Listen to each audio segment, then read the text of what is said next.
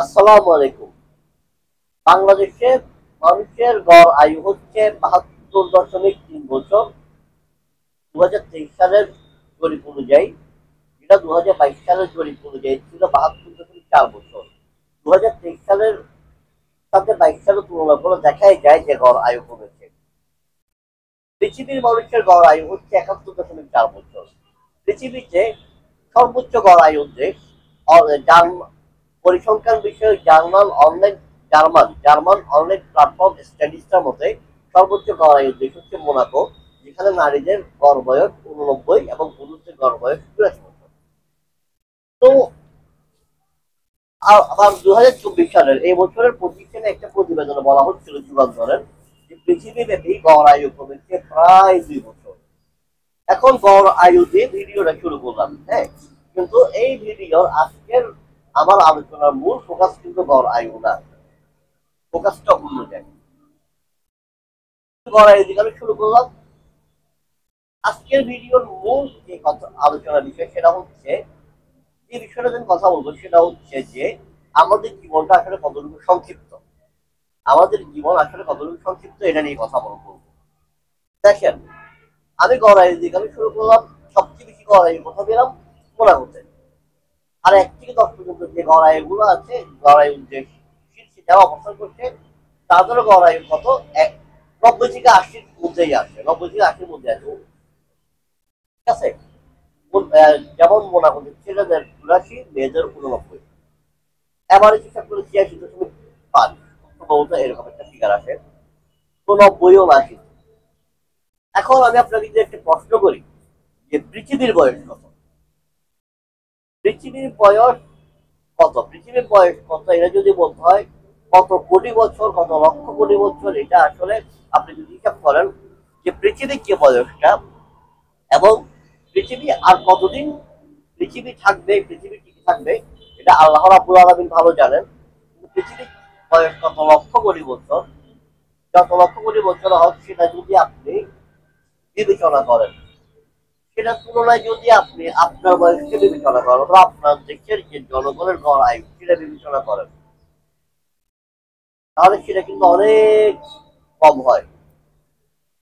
অর্থাৎ একটা কথা বলি যে আমরা আমাদের জীবনটাকে যতটুকু সংক্ষিপ্ত মনে করি, আমরা আমাদের জীবনটাকে যতটুকু সংক্ষিপ্ত মনে করি, জীবনটা তার চেয়ে অনেক বেশি সংক্ষিপ্ত। পৃথিবীর যে বয়স সে বয়সের তুলনায় আপনার দেশের বলেন, পৃথিবীর সর্বোচ্চ গড় আয়ুর দেশ মোনাকোর বলেন, অথবা পৃথিবীর মানুষের গড় আয়ু বলেন, কোনোটাই কিন্তু ধারে কাছেও নেই, একদম এক কোনা দিয়েও নেই। অর্থাৎ আপনার যে আমাদের যে জীবনটা, এই জীবনটাকে আমরা যতটুকু সংক্ষিপ্ত মনে করি তার কিন্তু অনেক অনেক অনেক অনেক বেশি সংক্ষিপ্ত। এখন এখন আরেকটা কথা বলি, এই সংক্ষিপ্ত জীবনটাকে কিভাবে কাটানো যায়। প্রথম কথা বলবো যে অনেক জায়গায় আপনারা পাবেন যে জীবনকে উপভোগ করুন। আমিও বলবো জীবনকে উপভোগ করুন। জীবনকে উপভোগ করার পদ্ধতি আছে।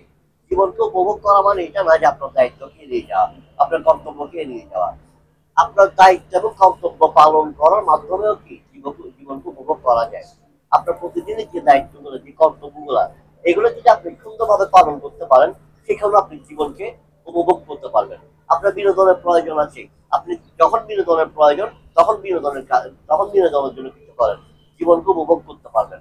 যখন আপনার কোনো কাজ বাধ্যতামূলক ভাবে করতেই হচ্ছে, সেটা আপনার অনিচ্ছা সত্ত্বেও না করে নিজের মন থেকে করার চেষ্টা করুন, ওইখানে জীবনকে উপভোগ করতে পারেন।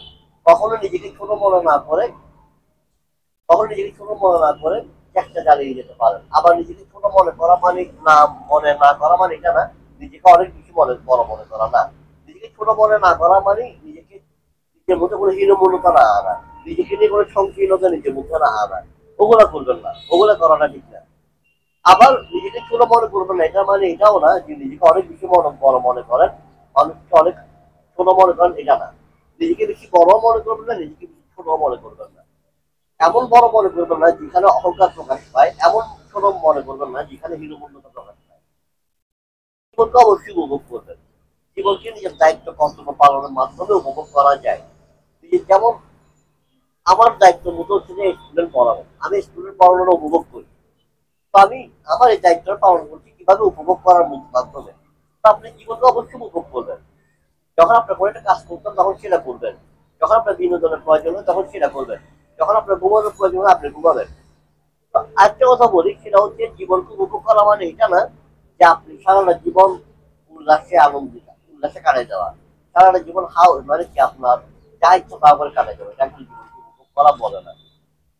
তো যেটা বলছিলাম সেটা হচ্ছে যে আমাদের জীবনটা যতটুকু সংক্ষিপ্ত মনে করি তার চেয়ে অনেক বেশি সংক্ষিপ্ত। আর এই সংক্ষিপ্ত জীবনটা আমরা কিভাবে কাটাতে পারি? আমরা জীবনকে উপভোগ করতে পারি। জীবনকে উপভোগ কিভাবে করতে পারি? নিজের দায়িত্ব এবং কর্তব্য পালনের মধ্য দিয়ে।